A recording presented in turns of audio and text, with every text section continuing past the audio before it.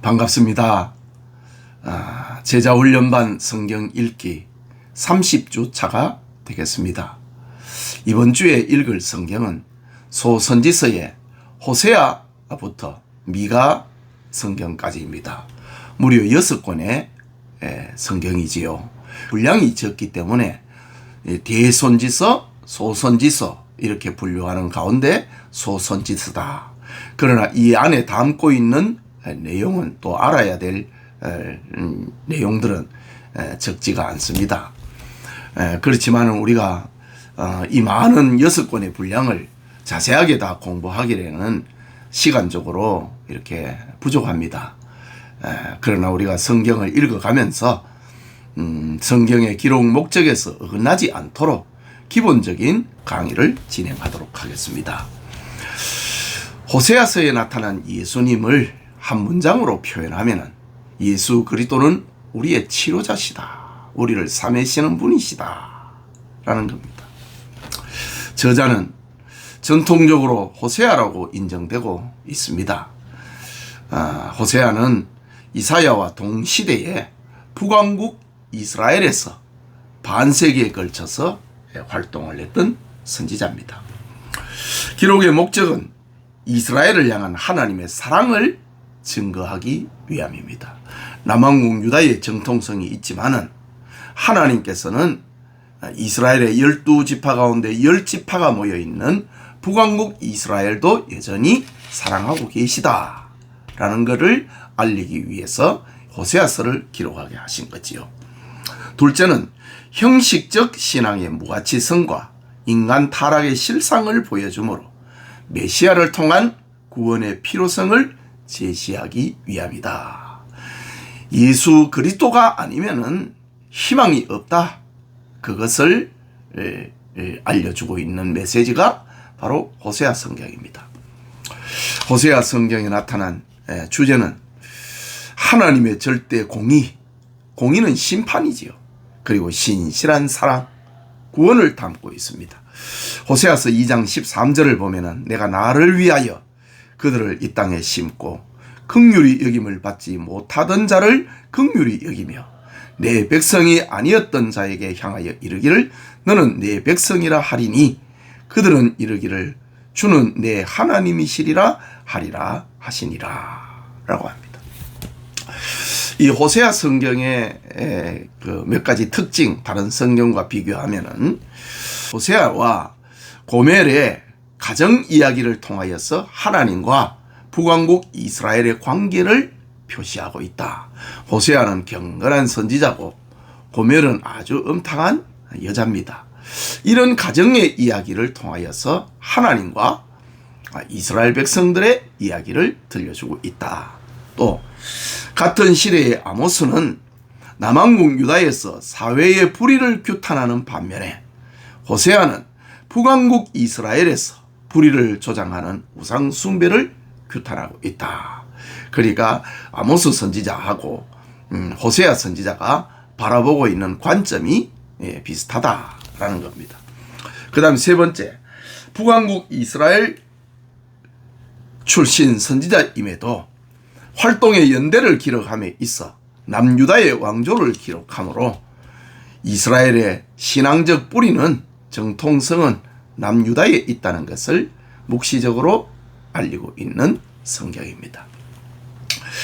자, 호세아서의 구성은 음란한 아내 고멜과 진실한 남편 호세아의 이야기. 그 1장에서 3장까지고 나머지 4장에서 14장까지는 이제는 음란한 이스라엘과 신실하신 하나님의 이야기로 이렇게 이어가고 있습니다. 호세아서에 나타난 그리스도 우리 다 깊은 내용을 다 살펴볼 수는 없지만은 대략적 개념은 우리가 파악을 하도록 하겠습니다. 부정한 고멜을 향한 호세아의 사랑은 그리스도의 순종과 사랑을 예표하고 있다. 호세아서 1장 2절을 보면은 여호와께서 처음 호세아에게 말씀하실 때에 여호와께서 호세아에게 이르시되 너는 가서 음탕한 여자를 맞이하여 음란한 자식을 낳으라. 이 나라가 여호와를 떠나 크게 음란함이니라 라고 했습니다. 호세아의 이 가정사를 통해서 하나님과 이스라엘의 관계를 설명을 하고 있습니다. 두 번째는 포로된 이스라엘이 한 우두머리를 세우고 예루살렘으로 돌아오면 죄와 사망의 권세에서 자기 백성을 구원하는 그리스도를 예표한다. 호세아 1장 11절에 보면 이에 유다 자손과 이스라엘 자손이 함께 모여 한 우두머리를 세우고 그 땅으로부터 올라오리니 이스라엘의 날이 클 것임이니라. 한 지도자를 세우고 돌아오는 것, 그분은 바로 예수님을 예표하고 있다. 물론 이제 1차적으로는 스룹바벨과 여호수아 이런 사람들을 두고 하는 말이었지요. 그 다음 세 번째는 이스라엘의 상처를 치료하시는 하나님은 참 의사이신 그리스도를 예표한다. 호세아서에 나타난 예수님을 처음에 얘기할 때 우리의 치료자라고 이야기를 했지요. 호세아 6장 1절에 오라 우리가 여호와께로 돌아가자. 여호와께서 우리를 찢으셨으나 도로 낫게 할 것이요 우리를 치셨으나 사며 주실 것임이니라. 우리를 치료하시는 주님이시다. 네 번째는 하나님의 진노로 멸망하는 이스라엘은 그리스도께서 재림하실 때 일어날 심판을 예표하고 있다. 북왕국 이스라엘이 기원전 722년에 멸망합니다. 이것은 그리스도께서 재림하실 때 일어날 심판을 상징하고 있다. 다섯째는 이스라엘을 애굽에서 불러내어 가나안에 살게 하심을 통해 하나님의 아들로 탄생하신 예수께서 애굽으로 피난 갔다가 갈릴리로 돌아올 것을 예언하고 있다. 호세아 11장 1절에 이스라엘이 어렸을 때에 내가 사랑하여 내 아들을 애굽에서 불러내었거늘. 그러면서 또 마태복음에서는 애굽에서로부터 내 아들을 불렀다 함을 이루려 하심이라. 헤로당이 2살 아래 아이들을 죽이려고 할 때에 그 요셉과 마리아가 아기 예수님을 안고 애굽으로 피난 가지요. 그러고 난 다음에 이제 헤롯 대왕이 죽고 난 다음에 돌아오는데 나사렛으로 가서 생활을 하지요. 애굽에서 불러냈다. 바로 호세아의 예언을 성취하고 있는 장면이다. 여섯 번째는 나 외에는 구원자가 없다는 말은 예수 그리스도 외에 다른 구원이 없음을 예표하고 있다. 호세아 13장 4절에 그러나 애굽 땅에 있을 때부터 나는 내 하나님 여호와라. 나 밖에 네가 다른 신을 알지 말 것이라. 나 외에는 구원자가 없느니라 라고 했습니다. 자, 이렇게 호세아서를 읽어가면서 그런 중요한 맥만 이렇게 짚어보았습니다. 두 번째는 요엘 성경입니다. 요엘서에 나타난 예수님을 한 문장으로 표현하면은 그리스도는 우리의 회복자이시다 라는 겁니다.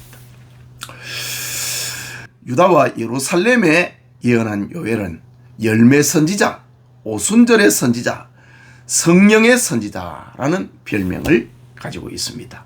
요엘 성경은 아주 짧은 성경인데 그러나 이 성경 안에는 특별히 성령에 대한 그런 기록이 가득 차 있습니다. 그래서 신약 성경에 성령에 대해서 이야기를 할 때는 어김없이 이 요엘서의 성경을 인용을 해서 설명을 하고 있습니다. 기록의 목적은 종교적 형식주의와 도덕적 타락에 따른 하나님의 임박한 심판의 날을 경고한다. 그리고 회개를 촉구하고 있다. 요엘서에 나타난 주제를 표현하면은 여호와의 날, 최후 심판의 날을 말하지요. 여호와의 날에 대한 경고와 선민 이스라엘의 회복과 구원을 약속하고 있는 성경이다. 이 요엘서가 가지는 몇 가지 특징은 첫째는 적은 분량의 책이지만은 이사야, 예레미야, 베드로, 요한, 바울 등에 의해 많이 인용되고 있다. 특히 성령에 대해 이야기를 할 때에 이 성경을 예언한다. 다른 예언서에 비해 선지자의 개인 경험이나 환상은 전혀 소개되고 있지 않다.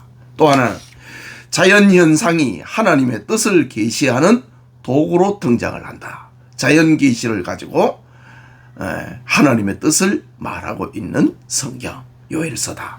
또 네 번째는 신약의 성령 행전인 사도행전과 비교되어 구약의 성령 행전이라 불린다. 요엘서의 구성 1장에서 2장은 메뚜기 재앙, 가뭄 재앙, 그리고 회개의 촉구, 그러니까 자연계시를 통해서 하나님의 메시지를 전달하고 있다. 다가올 여호와의 날, 당장은 유다 앞에 심판이 오지만은 앞으로 큰 심판이 있을 것이라는 것. 다가올 여호와의 날, 이스라엘의 축복, 성령 강림과 구원, 열방에 대한 심판, 이스라엘의 최후 승리와 영원한 축복, 이런 내용을 담고 있는 성경입니다. 요엘서에 나타난 그리스도 회복자라고 했지만은 다양하게 예수님을 묘사하고 있다고요. 첫째는 하나님의 재앙을 돌이키는 길은 하나님의 공의를 만족시키며 죄를 사하고 깨끗하게 하신 그리스도의 사역을 예표한다. 요엘서 2장 13절과 14절에 너희는 옷을 찢지 말고 마음을 찢고 너희 하나님 여호와께로 돌아올지어다. 그는 은혜로우시며 자비로우시며 노하기를 더디하시며 인애가 크시사 뜻을 돌이켜 재앙을 내리지 아니하시나니 주께서 혹시 마음과 뜻을 돌이키시고 그 뒤에 복을 내리사 너희 하나님 여호와께 소제와 전제를 드리게 하지 아니하실는지 누가 알겠느냐. 회복해 하시는 주님이라는 말이지요. 그 다음에 성령의 약속은 그리스도께서 승천하신 후 교회에 임할 성령 강림을 예언하는 것이다.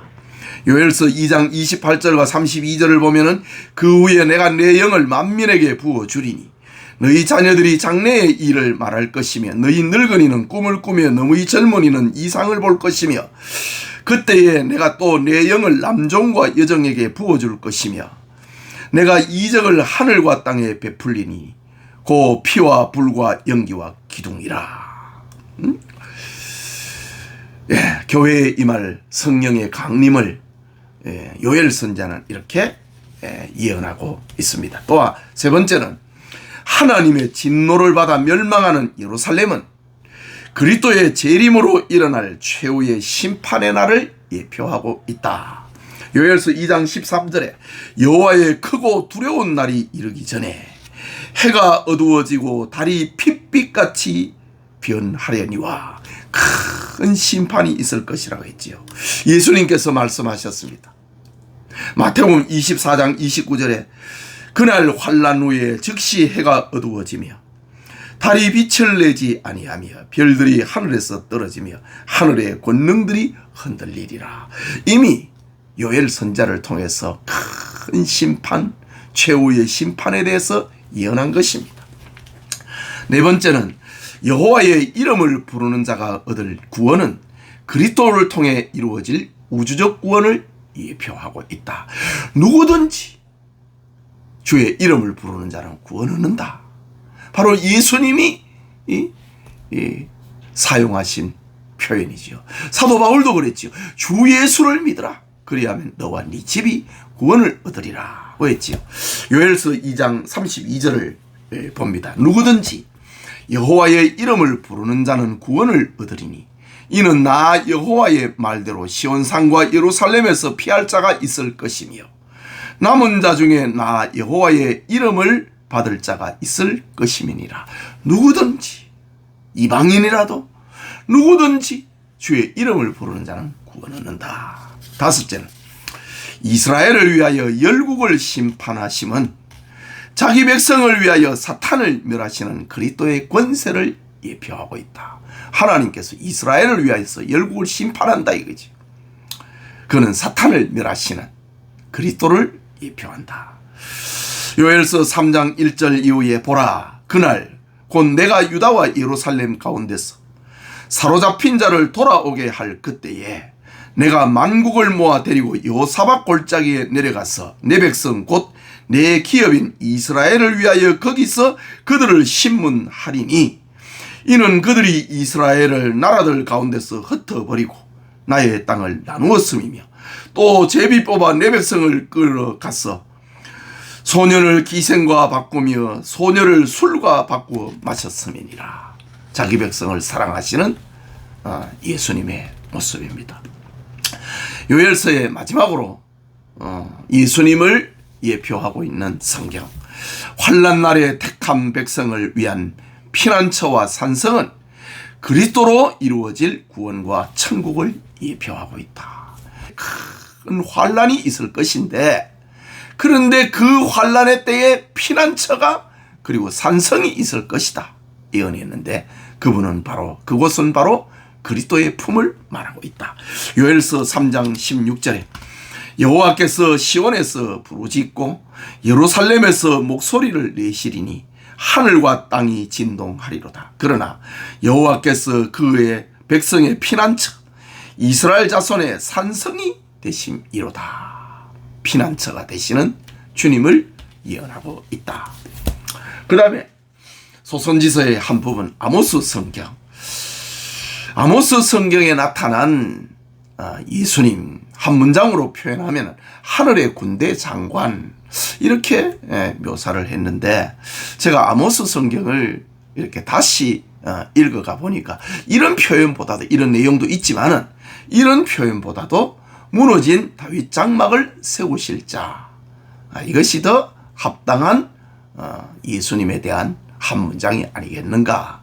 우리 다음에 수정을 해서 출판하는 게 좋겠다 생각합니다.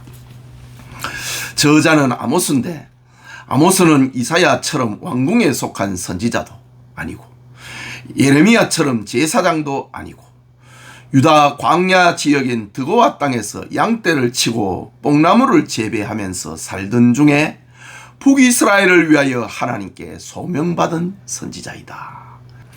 기록의 연대는 북왕국 이스라엘 역사 가운데서 가장 번성했던 때가 여로보암 2세입니다. 여로보암 1세는 북왕국 이스라엘을 만든 사람이지요. 솔로몬의 아들 르호보암을 품을 떠나가지고 북왕국 이스라엘을 세운 사람이 여로보암 1세고 동명이인입니다. 여로보암 2세는 북왕국 이스라엘의 가장 번영기를 이루었던 왕입니다. 그때에 활동을 했던 선지자가 바로 아모스다. 기록의 목적, 북이스라엘의 종교, 사회, 정치적 부패를 경고하고 회개를 촉구하기 위함이다. 또 하나는 형식주의적 신앙에 대한 하나님 심판의 필연성을 예언한다.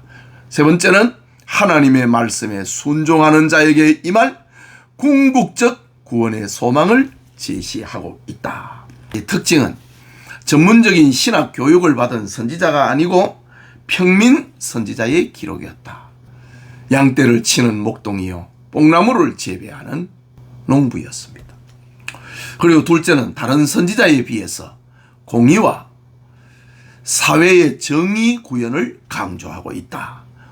오직 정의를 물같이, 공의를 마르지 않는 강같이 흐르게 할지어다. 불법이 성에 있는 북왕국 이스라엘을 향해 외치는 선지자입니다.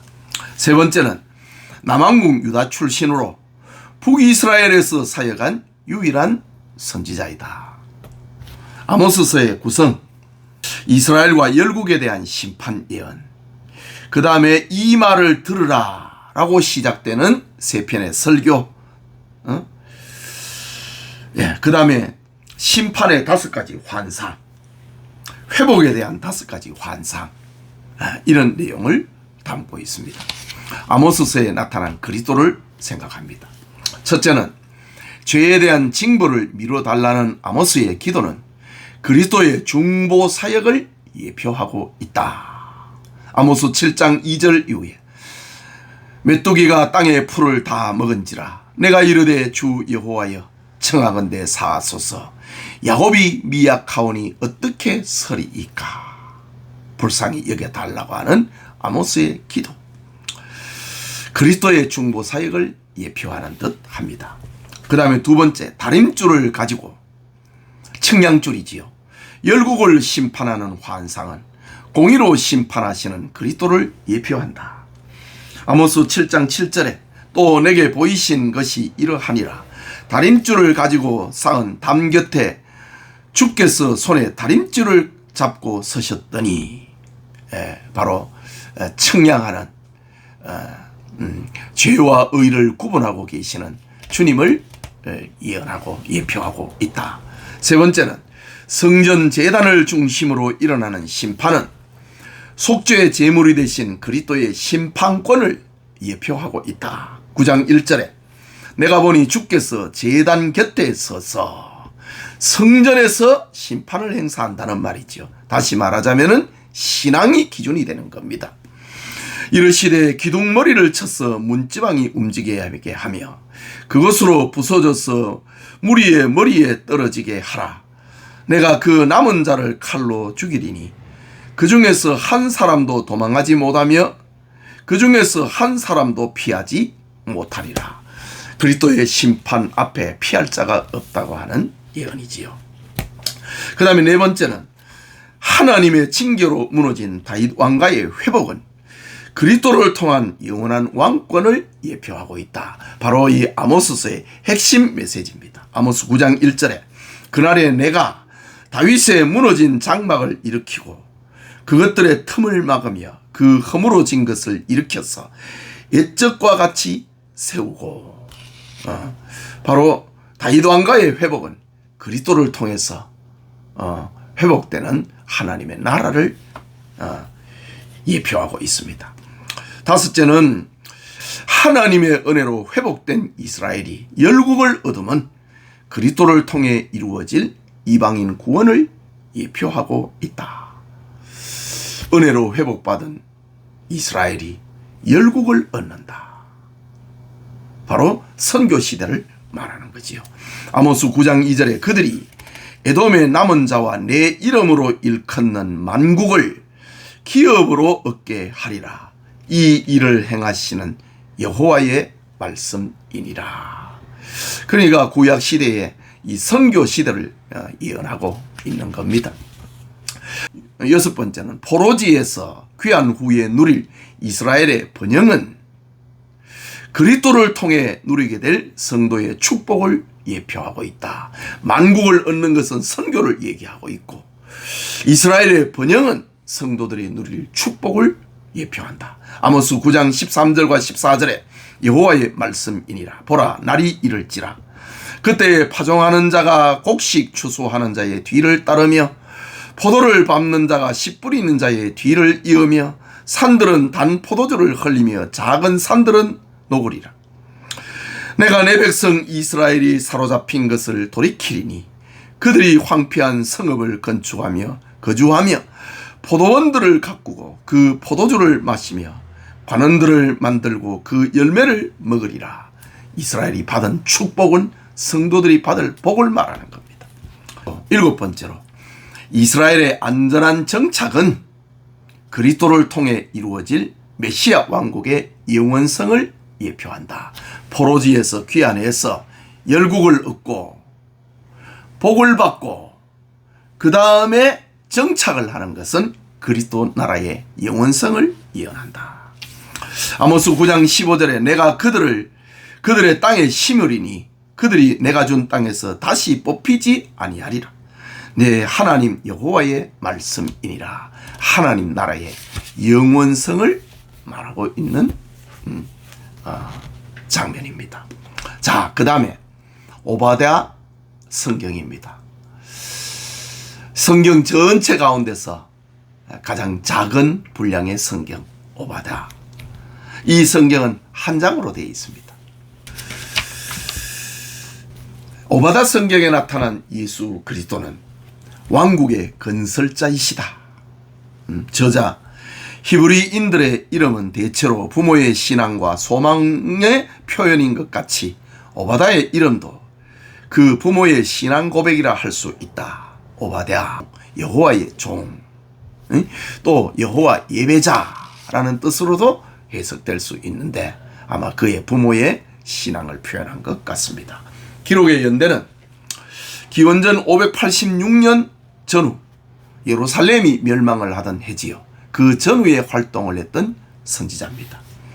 바벨론의 느부갓네살이 유다를 침략하여 예루살렘을 함락시킬 때 에돔은 유다의 몰락을 지켜보면서 의기양양하며 조롱을 퍼부었다. 예레미야도 에돔의 이런 행위를 비난하였다. 여러분, 에돔은 저 이스마엘의 후손이잖아요. 그러니까 이삭과는 형제가 아닙니다. 그러니까 형제가 멸망할 때 기뻐할 이유가 없는데 이스마엘의 후손인 에돔은 유다가 멸망하는 것을 그렇게 기뻐했다. 이런 장면 앞에 하나님께서 오바다를 통해서 에돔의 멸망에 대한 심판을 예언하고 있는 겁니다. 기록의 목적, 하나님의 백성이 고통당할 때 난공불락의 성 페트라에 숨어서 형제의 나라를 돕지 않고 도리어 괴롭힌 에돔의 멸망과 이스라엘의 회복을 예언하는 짧은 성경이다. 하나님의 백성은 궁극적 구원에 이른다는 소망을 제시하고 있다. 유다가 멸망해도 다시 구원받는다 라는 내용입니다. 주제는 종말에 세상 나라가 파괴되고 여호와 왕국이 세워진다는 것이지요. 오바댜 1장 21절에 구원받은 자들이 시온 산에 올라와서 에서의 산을 심판하리니 나라가 여호와께 속하리라. 이 오바댜 성경이 갖는 몇 가지 특징, 구약 성경 전체에서 가장 적은 분량으로 이루어진 책이다. 이방인 에돔을 주요 대상으로 삼은 예언서이다. 수백 년 후에 일어날 에돔의 멸망을 현재 발생한 일처럼 기록하고 있다. 그리고 회개를 촉구하는 내용이 없다. 그리고 다섯째, 세상 끝날에 이루어질 하나님 나라의 확실성을 강조하는 성경이다. 오바댜에 나타난 그리스도, 만국을 벌하는 심판주는 하나님으로부터 권세를 위임받은 예수 그리스도를 예표한다. 오바댜 1장 15절에 여호와께서 만국을 벌할 날이 가까웠나니 네가 행한 대로 너도 받을 것인즉 네가 행한 것이 네 머리로 돌아갈 것이라. 에돔과 그의 후손들을 향하여서 너도 멸망할 것이다 라고 합니다. 그 다음에 두 번째는 시온산에 선 구원받은 자들은 그리스도를 통해 구원받은 성도들을 예표한다. 저 에돔 사람들이 유다의 멸망을 그렇게 기뻐했지요. 그런데 멸망받았던 그 유다가 다시 돌아와서 시온산에 서게 될 것이다 라는 메시지.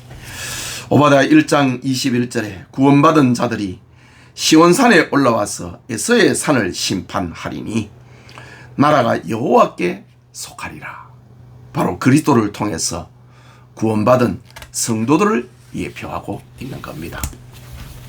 자, 이제 요나 성경을 보겠습니다. 요나 성경은 4장으로 되어 있는 아주 짧은 성경이지만은 아주 주일학교 때부터 유명하게 이제 이야기처럼 들려진 그런 성경이지요. 예수 그리스도는 우리의 부활 소망이시다.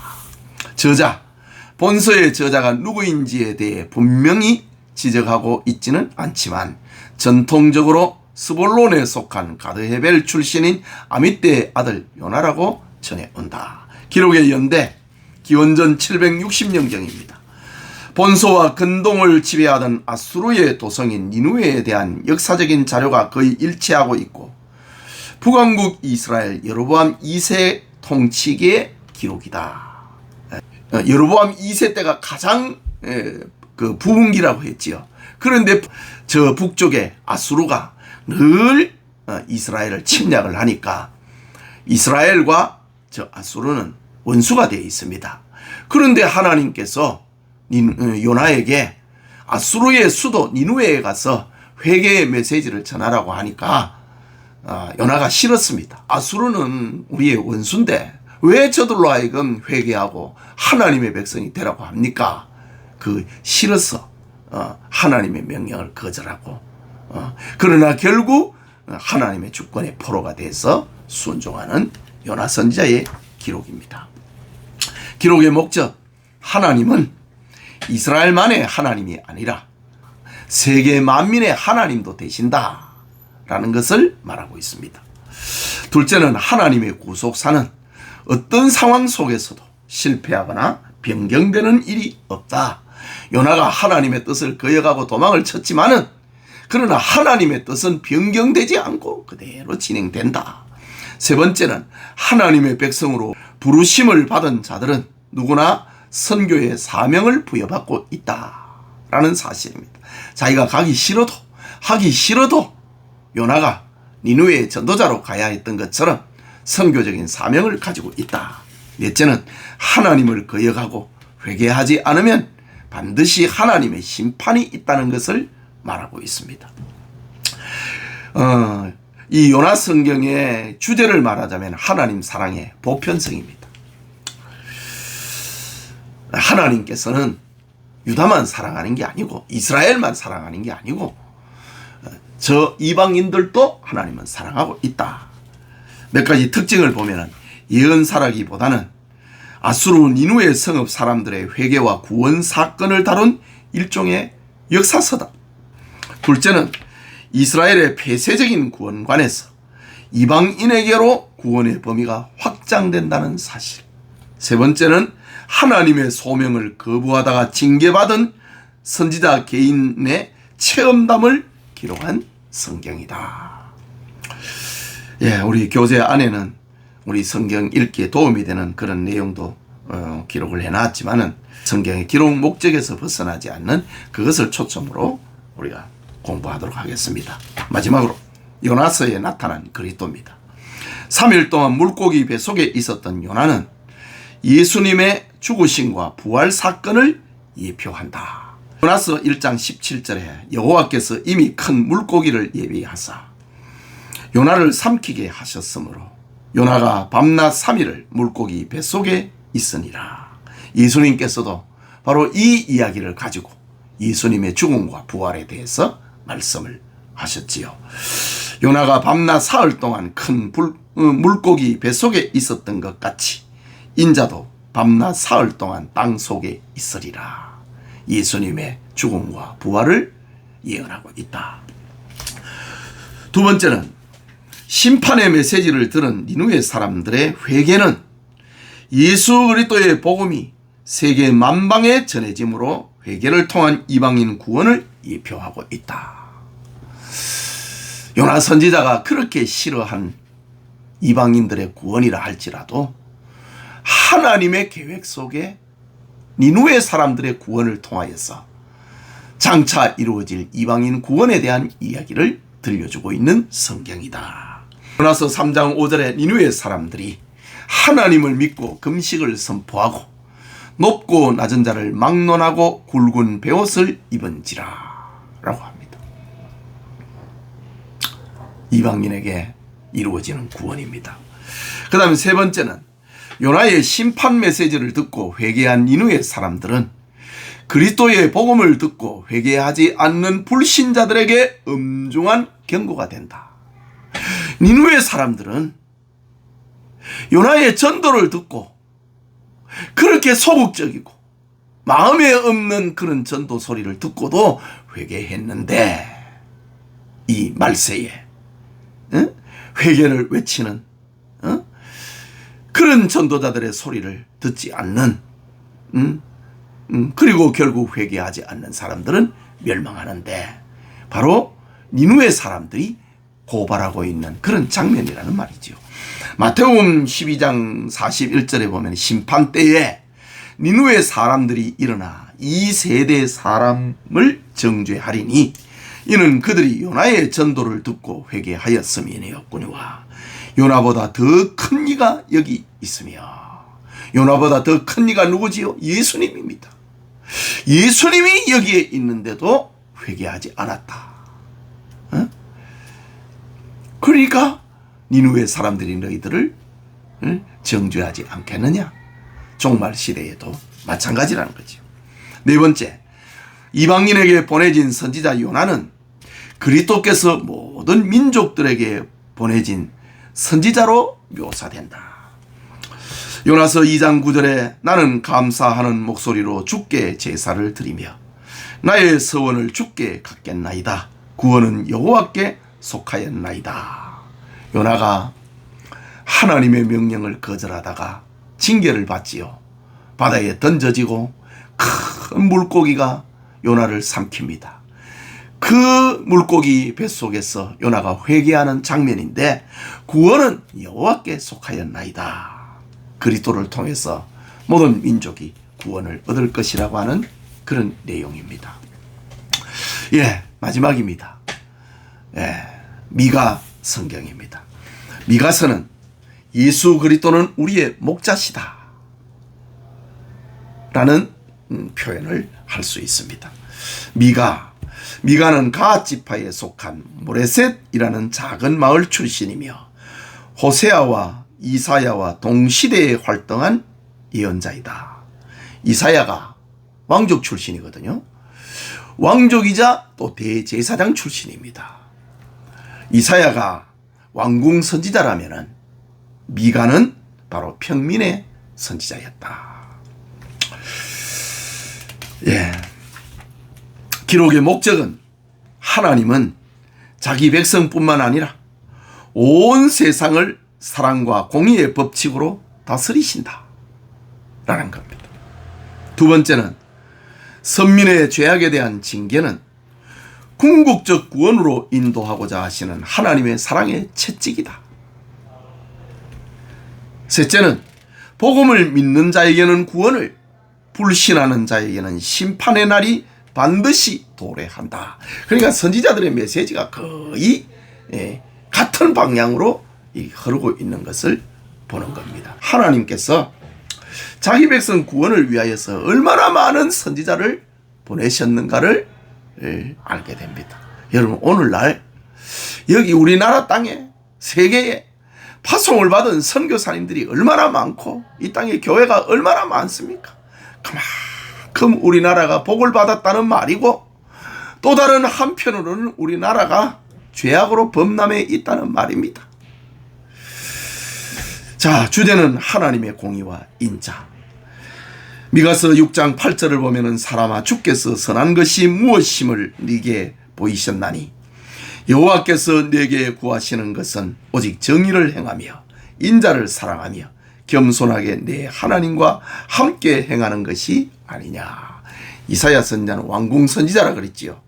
그러니까 어떤 귀족들의 어떤 이런 모습을 가지고 심판의 메시지를 전했다면은 미가 선지자는 서민들 삶 속에서 타락하고 부패한 그들의 삶을 회개하라고 외치고 있는 겁니다.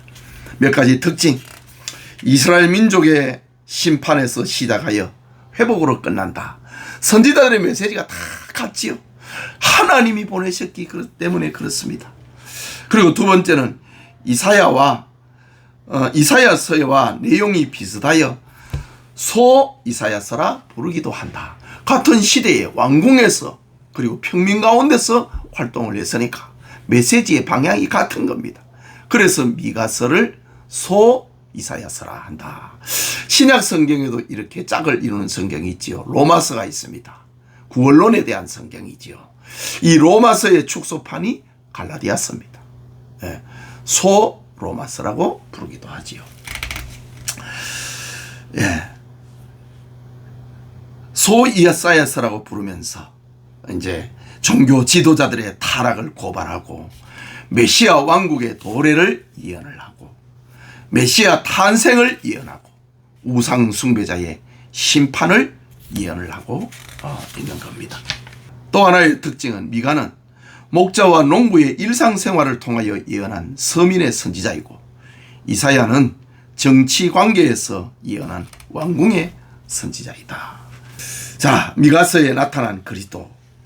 첫째는 궁극적 구원과 승리와 평화를 가져올 목자와 왕은 선한 목자요 왕이신 그리스도를 예표한다. 미가서 2장 2절에 야곱아, 내가 반드시 너희 무리를 다 모으며 내가 반드시 이스라엘의 남은 자를 모으고 그들을 한 처소에 두기를 보스라의 양떼같이 하며 초장의 양떼같이 하리니 사람들이 크게 떠들 것이며. 하나님께서 자기 백성을 다 모은다. 바로 그리스도를 통해서 이루어지는 하나님 나라를 말하는 겁니다. 둘째는 메시아 왕국의 도래와 영원한 평화의 나라는 그리스도로 이루어질 하나님 나라의 회복을 예표한다. 미가서 4장 1절 이후에 끝날에 이르르는 메시아 왕국의 도래지요. 여호와의 전의 산이 산들의 꼭대기에 굳게 서며 작은 산들 위에 뛰어나고 민족들이 그리로 몰려갈 것이라. 곧 많은 이방 사람들이 가며 이르기를 오라. 우리가 여호와의 산에 올라가서 야곱의 하나님의 전에 이르자. 그가 그의 도를 가지고 우리에게 가르치실 것이니라. 우리가 그의 길로 행하리라 하리니 이런 율법이 시온에서부터 나올 것이요 여호와의 말씀이 예루살렘에서부터 나올 것임이니라. 예수님을 통하여서 만방이 구원을 받게 되는 하나님 나라의 회복을 말하고 있다. 세 번째는 메시아의 베들레헴 탄생 예언. 지금까지는 예표한 것이라면은 그 사건을 가지고 예수님의 어떤 삶의 한 부분을 얘기한 것이라면은 예언은 직접적인 계시지요. 메시아의 베들레헴 탄생 예언. 미가서 5장 2절에 베들레헴 에브라다야 너는 유다족 속 중에 작을지라도 이스라엘을 다스릴 자가 네게서 내게로 나올 것이라. 그의 근본은 상고에 영원에 있느니라. 베들레헴에서 예수님이 출생한다는 예언입니다. 네 번째는 메시아의 고난과 구원 예언. 미가서 5장 3절에 그러므로 여인이 해산하기까지 그들을 붙여 두시겠고 그 후에는 그의 형제 가운데에 남은 자가 이스라엘 자손에게로 돌아오리니. 여인이 해산하는 것처럼 예수님도 고통을 당할 것이다. 그러나 그 후에 사람들이 예수님께 나오게 될 것이다. 다섯 번째는 메시아의 성결 사역과 심판 예언. 여호와께서 이르시되 그날에 이르러는 내가 네 군마를 네 가운데서 멸절하며 내 병거를 부수며 내 땅의 성읍들을 멸하며 내 모든 견고한 성을 무너뜨릴 것이며 내가 또 복수를 네 손에서 끊으리니 네게 다시는 점쟁이가 없게 될 것이며 내가 네가 새긴 우상과 주상을 너희 가운데서 멸절하리니 네가 네 손으로 만든 것을 다시는 섬기지 아니하리라. 마지막으로 구속 언약의 최종 청취자이신 그리스도를 예언하고 있다. 미가서 7장 20절에 주께서 옛적에 우리 조상들에게 맹세하신 대로 야곱에게 성실을 베푸시며 아브라함에게 인애를 더하시리이다. 성실과 인애를 더하시는 그리스도, 바로 예수님의 사역을 예언하고 있는 겁니다. 누가복음 1장 72절에 우리 조상을 긍휼히 여기시며 그의 거룩한 언약을 기억하셨나니. 예수님의 출생의 사건 앞에 미가 선지자가 이렇게 예언을 했는데 그 예언이 지금 우리 앞에 이루어졌나이다 라고 감사하고 있는 찬양의 내용입니다.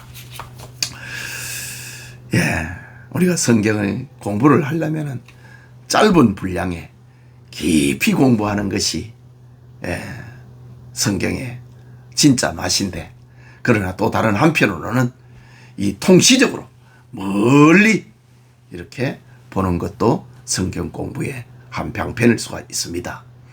오늘 짧은 시간에 6권의 성경을 읽었는데 우리가 성경을 읽어가면서 길을 잃지 않도록 기본적인 가이드만 했으니 참고하시고 성경을 잘 읽어가시기 바랍니다. 기도합시다. 하나님, 주님의 은혜를 받은 이들에게 하나님의 말씀을 가까이 하고 읽어가는 이 프로그램에 동참하게 하신 것을 감사합니다. 이번 주간에 소선지서에 토막토막 되어 있는 많은 성경을 읽어갑니다. 그러나 우리가 공부를 하면서 보았듯이 그 메시지가 흘러가는 방향은 죄에 대한 심판과 그리고 하나님의 은혜로 이루어질 구원에 대한 메시지가 흘러가는 것은 한결같다는 것을 우리가 압니다. 이런 성경의 관점을 가지고 성경을 읽어갈 때에 주의 영이 우리 성도들의 심령에 임하게 하옵소서. 예수님의 이름으로 기도합니다. 아멘.